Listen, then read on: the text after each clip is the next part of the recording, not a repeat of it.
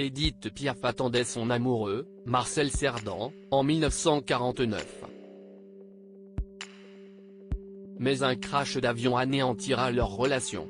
Celui qui aurait célébré ses 107 ans ce samedi 22 juillet 2023 est mort dans un terrible accident, qui n'a toujours pas révélé tous ses secrets. Un terrible drame, encore bien mystérieux. Le 28 octobre 1949, Michel Cerdan qui aurait eu 107 ans, ce samedi 22 juillet, décède dans un crash d'avion. Le boxeur français devait rejoindre Édith Piaf, sa compagne, qui se trouvait à New York. Un voyage qu'il n'aurait pas dû faire puisqu'il devait rejoindre la célèbre chanteuse par bateau. Trop pressé de retrouver sa bien-aimée, le sportif prendra tout de même l'avion.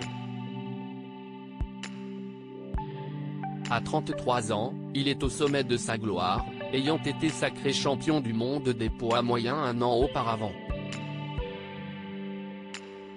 Dans l'avion qui ne l'amènera jamais aux États-Unis, 37 personnes sont à son bord. Ainsi, à 20h06, le 27 octobre 1949, l'avion décolle d'Orly. Une escale est prévue 2 heures plus tard sur l'île de Santa Maria et l'appareil doit atterrir à New York à 2h45. Si tout est sous contrôle, tout à coup, l'avion ne va plus répondre à la tour de contrôle.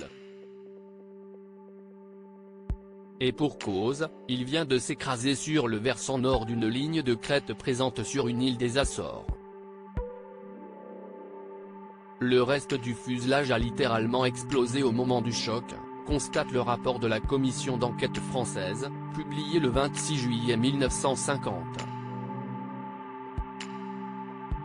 Comment l'équipage a-t-il été amené à se croire 80 km plus au sud qu'il ne l'était réellement? S'interrogent les enquêteurs.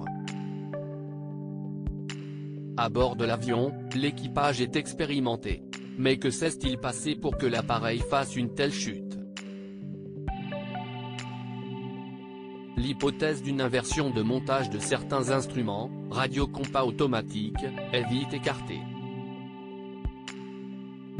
L'appareil avait été vérifié avec grand soin avant son départ et on s'en serait rapidement aperçu à bord. Écrivent nos confrères du Figaro. Une navigation inexacte, expliquant l'appréciation visuelle erronée du commandant de bord, est l'hypothèse la plus probable.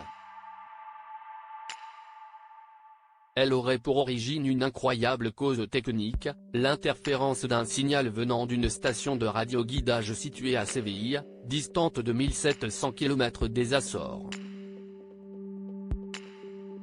Les experts aéronautiques qui se sont penchés sur ce crash ont estimé qu'il était possible qu'une confusion entre le radio-console de Séville et le radiophare de l'île de San Miguel, station dont les fréquences sont très voisines, ait contribué à un moment donné à induire l'équipage en erreur. Tant d'années après, le crash de l'avion dans lequel se trouvait Marcel Cerdan reste encore un mystère.